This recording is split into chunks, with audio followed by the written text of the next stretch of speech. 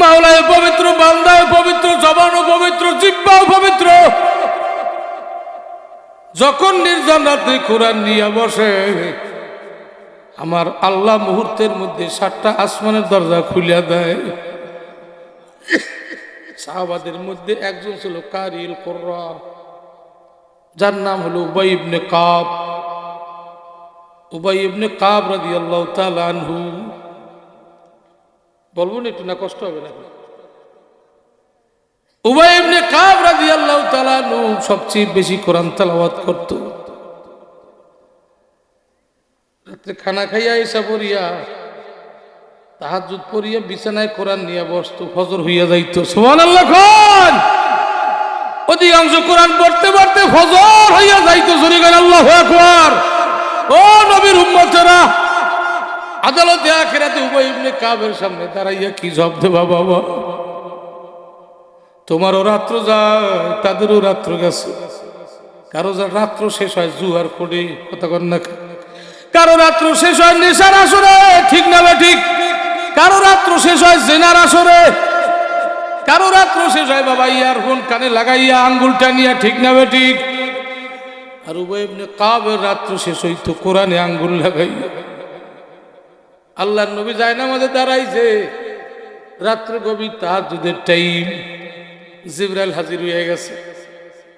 কিরে জিবরাইল, এই রাত্রে কেন আইছো? হুজুর আপনার এখন ইবাদতের পারমিশন নাই। বলে কেন, আল্লাহ কি নারাজ হইছেনি? কয় না, আপনার অমুক সাহাবা কোরআন তেলাওয়াত করে, আসমানের ফেরেশতারা নূরের কান পাইতে শুনে, আমার মাওলার কাছেও বড় মজা লাগতে আছে। আপনাকে সেখানে যাওয়ার জন্য অর্ডার হইয়া গেছে। নামটা উবাই ইবনে কাব। আল্লাহর নবী নামাজ বন্ধ করিয়া যায়, নামাজ বুঝাইয়া নবী আমার রওনা হইছে। যাইয়া দেখে উবাই ইবনে কাবের ঘরের দরজা বন্ধ। ভিতর থেকে গুনগুন কোরআন পড়ার আওয়াজ শোনা যায়। দরজায় নক করছে, উবাই ইবনে কাব দরজা খোলো। উবাই ইবনে কাব বলে, কিরে এত রাত্রে বিশ্ব নবীর মুখের আওয়াজ? আল্লাহু আকবার গান। দরজার দিকে তাকায় দেখে রাত্র গভীর অন্ধকার, কিন্তু এমন একটা মানুষ দরজার বাহিরে, যার চেহারার আলোতে ঘরখানা উজ্জ্বল হইয়া গেছে। নিষ্কম্বরে ঘেরান আসছে। উবাই ইবনে কাবের বুঝতে বাকি নাই, আমার ঘর ধন্য ঘরে পরিণত হয়ে গেছে। যাকে দাওয়াত দিয়া পাওয়া যায় না, লক্ষ কোটি টাকা ব্যয় করিয়া যাকে ঘরে আনা যায় না, সেই বিশ্ব নবীকে আমার মাওলায় আমার ঘরের দরজায় হাজির করছে। বড় আনন্দ করে ঘরের দরজা খুলিয়া দিছে। সালাম মুসাফা হইছে। বলে, হুজুর বসেন, আমার ঘরে আটা আছে, বকরি আছে। আমার বিবি সাহেবের ঘুমের থেকে উঠাইয়া এখনই আটা তৈরি করব, গোস্ত ভুনা করব। নবী আমার কান্দে আর কব, ইবনে কাব, কোনো খানার মেহমানদারির পারমিশন নাই। আমি এখানে আসি না, আমাকে পাঠানো হয়েছে। আল্লাহু আকবার। উবাই ইবনে কাবের বুঝতে বাকি নাই কে পাঠাইছে। উবাই ইবনে কাব বলে, হুজুর যিনি আপনাকে আমার ঘরে পাঠাইছে, তিনি তার মুখে আমার নামটা বলছেনি।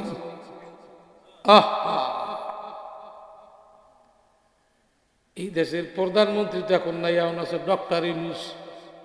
ডক্টর ইউনূস যদি আপনাদের এই সাজনপুরে এলাকার কারণ নাম সংসদ ভবনে বসে উচ্চারণ করে, তার প্রশংসা করে, ওই লোকটার দাম কত বাড়বে? ওই লোকটারে দেখার জন্য মানুষ সিরিয়াল করে, কত কর না, ঠিক না? দুনিয়ার ছোট্ট বাদশা, সে যদি তার মুখে তার নাম উচ্চারণ করলে দাম বাড়ে। বাদশার বাদশা, মালিকের মালিক, রাজা রাজা, কে? কত কর না, কে? আল্লাহ তার মুখ থেকে দুনিয়ার জমিনের বান্দার নাম উচ্চারণ করে, প্রশংসা করে ফেরেশতা নিয়া। এরকম বান্দা জমিনে আছে না নাই? আছে না নাই? নির্জন রাত্রে যারা মাওলার কালাম নিয়ে বসে, আমার মাওলায় তার নাম ধরিয়ে ধরিয়ে ফেরেশতার কাছে প্রশংসা করে। নবী আমার ডাক দিয়ে বলে, উবাই ইবনে কাব, শুধু তোমার নাম আল্লাহ আল্লাহ উচ্চারণ করছে তা না, তোমার নাম ধরিয়া তোমার প্রশংসা করছে ফেরেশতাগণের সামনে। শুধু তাই না, জিবরাইল আইসা তোমার কাছে মাওলার পক্ষ থেকে সালাম পাঠাইছে।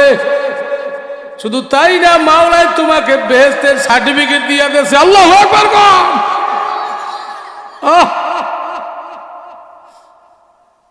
বলে কেন, এত কেন? রাতে কোরআন পড়া মাওলা তোমার পছন্দ করিয়ে ফলাইছে। আর জুদা হো গর জুদা হো দিল জুদা, আর কে তসবি আর वो কানাত বা খোদা। আল্লাহু আকবার। মাওলার কেউ নাই, একা। বান্দা যখন একা হয়, নির্জনে ঘরের কোনায় যায় নামাজ বিছে, রাতের অন্ধকারে মালিকের ডাক দেয় আল্লাহ। রাতের অন্ধকারে কোরআনের অক্ষরের দিকে তাকাই আঙ্গুল লাগাই আর কালাম পড়ে। আমার মাওলায় এত খুশি হয়। আমার মাওলায় কয় ফেরেশতারে, আমি একা, বান্দা একা। বান্দার কাছে এখন বিবি নাই, ছেলে নাই, মেয়ে নাই, আত্মীয় নাই, স্বজন নাই। বান্দায় যখন সব থেকে আলাদা হইয়া আমারে ডাক দিল, এখন বান্দার আমি মাওলা মাঝে কোনো পর্দা না। আল্লাহু আকবার। আল্লাহ। এই জন্য ভাই, নির্জন রাতের নামাজ, নির্জন রাতের কোরআন তেলাওয়াত ভিন্ন জিনিস। মাওলার সাথে কথা হয়। উবাই ইবনে কাব, আল্লাহু আকবার। আল্লাহ নবী কয়, তুমি কি আমল করতেছিলে? হুজুর, আমি তো মাওলার কোরআন পড়তেছিলাম। কয়, আমাকে শুধু এমনি এমনি পাঠানো হয় না, তোমার কোরআন পড়া আমার মাওলার বড় মজা লাগছে। আমার মাওলায় অর্ডার দিয়েছে তোমার কোরআন পড়া আমাকে শোনার জন্য। আল্লাহ এমনি কাপ কান দেয়ার, হুজুর কি বলতে আছেন? আপনার মুখেই আমি কোরআন শুনিয়া শুনিয়া মুখস্থ করছি। আপনার থেকে আমি কোরআন শিখছি। আপনি আমার ওস্তাদ, আমি আপনার ছাত্র। এটা কেমনে হয়? কয়, মালিকের অর্ডার, উপায় নাই। যাই হোক, সংক্ষেপে বলতেছি, উবাই ইবনে কাব আল্লাহ রসুলের সামনে কোরআন পড়া শুরু হয়ে গেছে। কেউ বলছে সূরা আর রহমান পড়তেছিল। কিছু সময় পড়তে পড়তে পড়তে পড়তে হঠাৎ দেখি আল্লাহ নবী কাঁদতে কাঁদতে জমিনে শুয়ে গেছে। চোখের পানি দিয়ে নবীর জমিন ভেসতে আছে। উবাই ইবনে কাবের কোরআন পড়া বন্ধ হয়ে গেছে। নবীর কান্না দেখা কোরআন পড়া বন্ধ। নবী ধমকের সুরে বলে, কিরে, তুমি কেন কোরআন পড়া বন্ধ করলা? উবাই ইবনে কাব বলে, হুজুর, আপনার কান্নায় আমার কোরআন পড়া বন্ধ হয়ে গেছে। আপনি কেন এত কাঁদতেছিলেন? নবী আমার কয়, তুমি তো দেখো না, তুমি যখন কোরআনে আঙ্গুল লাগাইয়া কোরআনের দিকে নজর করিয়া কোরআন পড়তেছিলে, আমি দেখতেছি আমার মাওলা 7 আসমানের দরজা খুলে দিয়েছে। আসমানের ফেরেশতারা সব জমিনে হাজির হয়ে গেছে। জোরে করে আল্লাহু আকবার। তোমার কোরআন পড়া শুনিয়া আসমানের নূরের ফেরেশতারা নূরের চক্ষু দিয়ে পানি ফেলাইয়া কাঁদতেছিল। ও উবাই ইবনে কাব, ফেরেশতাদের কান্না দেখিয়া আমি আর সহ্য করতে পারি না। আমার চোখে পানি এসে গেছে। আল্লাহ আল্লাহ। ও মা, আমার মায়েরা, বোনেরা, ও যুবক বাবাজিরা, নিজে কোরআন পড়তে পারো না, নিজের নসিবে হয় নাই। ছেলে মেয়ে থাকলে মাদ্রাসায় দাও, নাতিপোতা থাকলে দাও। তুমি ঘরে শুয়ে আসো, তোমার ওই সন্তান মাদ্রাসায় বসিয়া কোরআন পড়বে। তোমার ওই শুইয়া শুইয়া তোমার আমলনামা সব যাইতে থাকবে। শুইয়া শুইয়া তোমার ঘরে মাওলার রহমত নাজিল হইতে থাকবে। ফেরেশতারা বলে, মালিক, এই শিশু বাচ্চার আমলনামা নাই, আর নেকিগুলা কি করব? আমার আল্লাহ বলবে, যা, ওর মা বাপ কোথায় আছে তাদের আমলনামায় নেকি দিয়ে আসো। বলে, ওর মা তো ল্যাপের মধ্যে ঘুম, কোরআন পড়ে না। বলে, যা, ওই ল্যাপের মধ্যে ওর আমলনামায় কোরআন পড়ার নেকি দিয়ে দাও। বলে, কের কর মা বাপ দুনিয়ায় নাই, কবরে। বলে, কবরের মধ্যে সব পৌঁছাইয়া দাও। শুনে কর আল্লাহু আকবার। আল্লাহ তুমি সবাইকে কবুল করে নাও।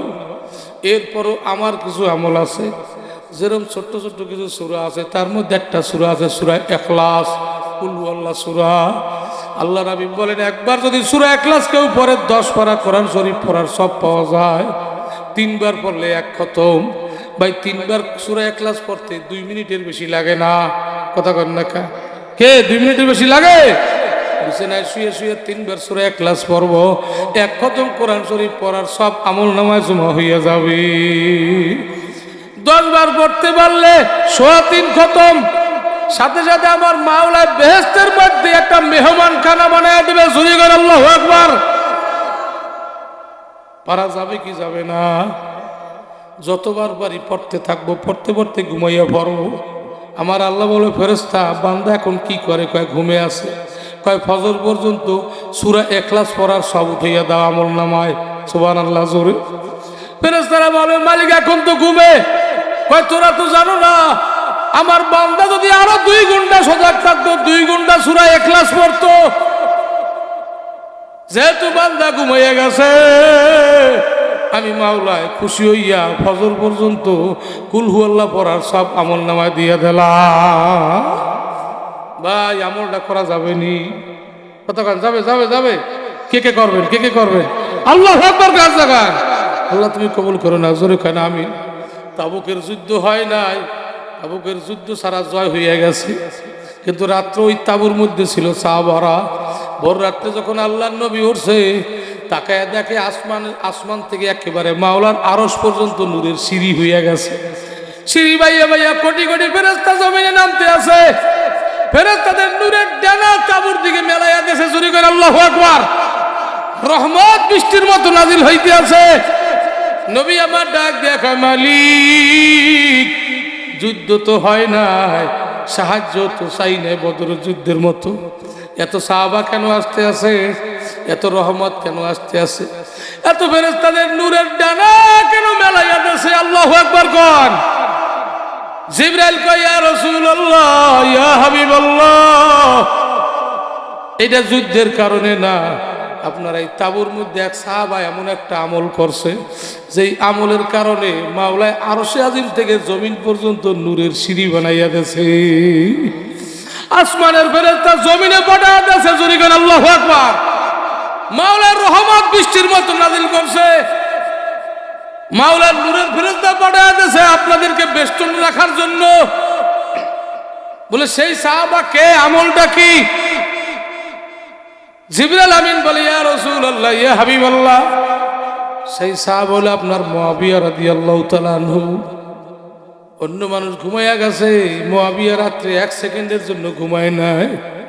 যাই নামাজ বিছাইয়া তাহাজ্জুদের নামাজ পড়িয়া ফজর পর্যন্ত শুধু সূরা ইখলাস পড়ছে। কয়েক হাজার বার সূরা ইখলাস পড়ছে। তার সূরা ইখলাস পড়ার কারণে আমার আল্লাহ 7 আসমানের দরজা খুলে দিয়েছে। আমার মাওলা আসমানের নূরের ফেরেশতা জমিনে পাঠাইয়া দিয়েছে। ফেরেশতাকে বলছে, যাও আমার দামি সূরা পড়তে পড়তে রাতটা কাটাইছে, ওদের মাথার উপরে তোদের নূরের ডানা মেলাইয়া দাও। আমার মাওলাকে রহমত বৃষ্টির ফোঁটার মতো নাজিল করিয়া দাও। শুরু করে আল্লাহু আকবার। ভাই সব আমল বাড়ি নেওয়া যাবে না, এই একটা আমল নিয়ে যাবো ইনশাআল্লাহ। রাজি আছি সবাই? আল্লাহ তুমি সবাইকে কবুল করিয়ে সূরা ইখলাসের আমল ধরো, সকাল বিকাল জিকিরের আমল ধরো।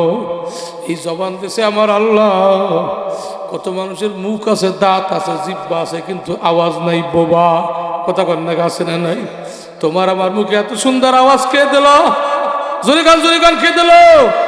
এই মাওলার দেওয়া আওয়াজ দিয়ে যত মাওলার নামের জিকির হবে, তত রহমত মাওলায় বৃষ্টির মতো নাজিল করবে। বাবা যে বান্ডে যা থাকে কাজ করলে তাই ভরে। কথা কর না, ঠিক না? বোতলে মধু থাকলে কাজ করলে কি ভরবে? কেরাসিন নাকি? হ্যাঁ, আমি এক যুবকের ইন্তেকালের সময় কাছে গেছিলাম। তার আব্বা আমার জোর করে নিয়ে গেছে। কিন্তু লোকটার দাড়ি নাই, নামাজ কম পড়তো, ঠোঁট 2টা কালো, বিড়ি সিগারেট খাওয়ার অভ্যাস। আমি পাশে বসে এত কলেমার তালকিন দিলাম, মুখ খোলে না, মুখ বন্ধ। একটু দূরে দাঁড়াইয়াছিলাম, হঠাৎ দেখতেছি হাতটা জাগাইয়া মুখের কাছে নিতে আছে বারবার। আমি বললাম কি রে, কথা নাই, হিউস নাই, কিন্তু হাতটা কেন মুখের কাছে নাই? একজনে কানে কানে কয়, হুজুর কষ্ট নিয়েন না, লোকটা বেশি বিড়ি খাইতো, বেশি বিড়ি সিগারেট খাওয়ার অভ্যাস ছিল। আমি গাই হায় হায়, আমার সাহেব যে বয়ান করতো, বাবা যেই বান্ডে যা থাকে কাজ করলে তাই বলে, আজ তো তাই হয়ে গেল।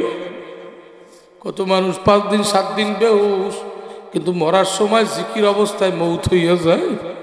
ওই যে জিকিরের অভ্যাস, পারবো আল্লাহর জিকির করতে পারবো ইনশাল্লাহ। তুমি আমল নেবা না, গুনাহগার অবস্থায় মৌতের বিছানায় শো। বাবা আমার কথা আমি বললাম, মানা না মানা তোমার ব্যাপার। সূরা হজের প্রথম আয়াতকার আমি শুনাইছি, ইয়া আইয়ুহান নাস ইত্তাকু রাব্বাকুম ইন্না জালজালাতাস সাআতি শাইউন আযীম। আমার মাওলা বলে, হে মানুষ, তোমার রবকে ভয় করো।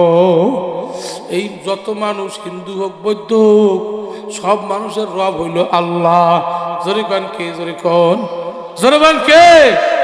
মুসলমানরে মাওলায় খাওয়ায়, হিন্দুকে কে খাওয়ায়? অন্য জাতিরে কে খাওয়ায়? যে আল্লাহরে মানে না তারে বলে নাস্তিক, তারে কি খাওয়ায়? এই জন্য সব মানুষের মাওলায় কয়, হে মানুষ তোমার রবকে ভয় করো।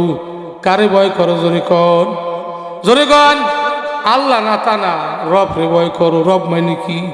যিনি তোমারে খাওয়ায়, যিনি পালে, যিনি বাঁচায়, যিনি মারে, যিনি ইজ্জত দেয়, যিনি ইজ্জত নেয়, অর্থাৎ সব জিম্মাদারি যিনি, তিনি হইল রব। সব জিম্মাদারি যার, তিনি হইল রব। রব মানি সব। কন রব মানি, কন রব মানি সব। সবাই বলে রব মানি সব। এই জন্য সেজদা দিয়া বলি সুবহানা রাব্বিয়াল আলা।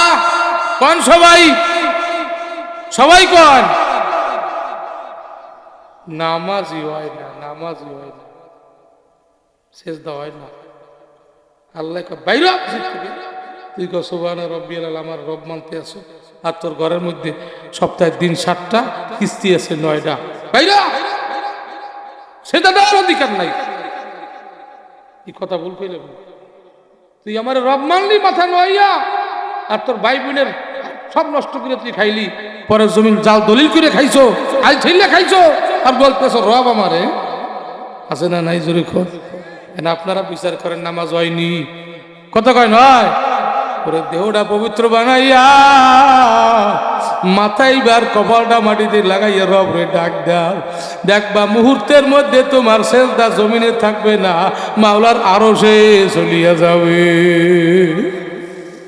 আরশের মালিক জমিনে হাজির হইয়া যাবে। আল্লাহু আকবার কর। আমার মাওলাকে তোমার রবের ভয় করো, যেই রব তোমারে খাওয়ায়।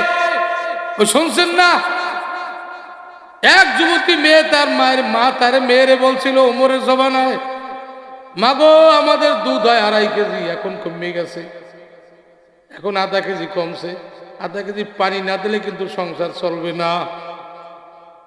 মেয়েটা বলছিল, মা এটা আমার পক্ষে সম্ভব না।